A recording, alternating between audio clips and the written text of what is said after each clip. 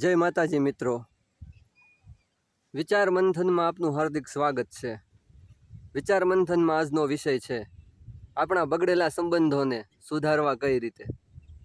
મિત્રો, આપણે બધા સમાજમાં રહીએ છીએ, એટલે જાણતા કે અજાણતા એકબીજા સાથે સંપર્કમાં આવીએ છીએ અને આ સંપર્કમાં આવતા એકબીજા સાથે કોઈ એવા કાર્યો થતા જાણતા અજાણતા ક્યારેક સંબંધો સુધરતા હોય છે અને ક્યારેક સંબંધો બગડી જતા હોય છે।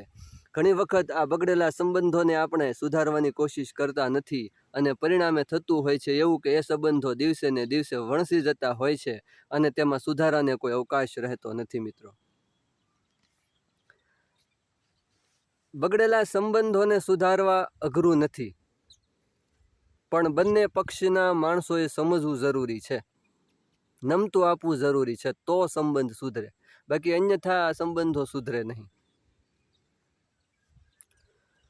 જુઓ, સૌ પ્રથમ તો આ જગતનો દરેક મનુષ્ય પોતાના સ્વાર્થ માટે કાર્ય કરે છે। વહેલો મોડો એ પોતાનું આ જે મૂળભૂત ગુણનો સ્વભાવ છે એ પ્રગટ કરવાનો જ તમામ મનુષ્ય તેમાં સામેલ છે। હવે પોતાના સ્વાર્થ માટે જીવન સંગ્રામમાં ઝઝુમતા ક્યારેક જાણતા કે અજાણતા કોઈ માણસ સાથે સંઘર્ષમાં ઉતરવાનું થાય કે કંઈક એવી બાબત મળતી હોય, કોઈક એવી વસ્તુ મળતી હોય કે જે તેને જોઈતી હોય અને ન મળે, તેનું ધાર્યું ન થાય એવી બાબતો પણ હોય। મારું કે તમારું ઘણી બધી બાબતોમાં ધાર્યું નથી થતું હોતું અને પોતાનું ધાર્યું કરાવવા જતાં ક્યારેક આપણે જોર જુલમ કરતા હોઈએ, ક્યારેક આપણે હદ પાર કરી જતા હોઈએ, ત્યારે એકબીજા વચ્ચે રહેલો સંબંધનો સેતુ તૂટી જતો હોય છે અને સંબંધો બગડી જતા હોય છે। મિત્રો, સંબંધોને સુધારવા માટેની સૌથી પહેલી શરત છે કે આ સંબંધ કોઈ પણ પ્રકારનો હોય, એમાં કોઈ પ્રકારનો સ્વાર્થ ના હોવો જોઈએ। જો એ સંબંધ સ્વાર્થથી બંધાયેલો હશે, એમાં કોઈને કોઈ વ્યક્તિને કોઈ વસ્તુની કોઈ બાબતની લાલચ હશે, તો એ સંબંધ બગડવાની 100% સંભાવના છે। એટલે એ ધ્યાન રાખવું કે એ સંબંધમાં ઊંડા ઉતર્યા પછી કે સંબંધ બંધાયા પછી સ્વાર્થ હોવો જોઈએ નહીં, અન્યથા સંબંધ બગડવાની શક્યતા 100% છે। બીજું, સંબંધને બગાડનારી બાબતો છે સાચું જાણ્યા વિના એકબીજાની કાન ભંભેરણી કરવી, કોઈની છડામણીમાં આવી જવું, વધારે પડતી લાલચમાં આવી જવું, આવી બધી બાબતોનો ત્યાગ કરવો જોઈએ।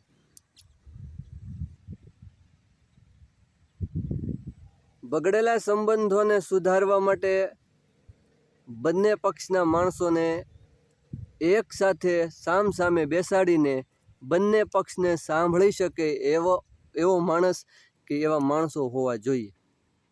બંને પક્ષની પોતપોતાની દલીલો સાંભળે અને પછી શાંતિથી એનો નિર્ણય આપે, એ પ્રમાણે કોઈ મુખ્ય આગેવાન હોવા જોઈએ।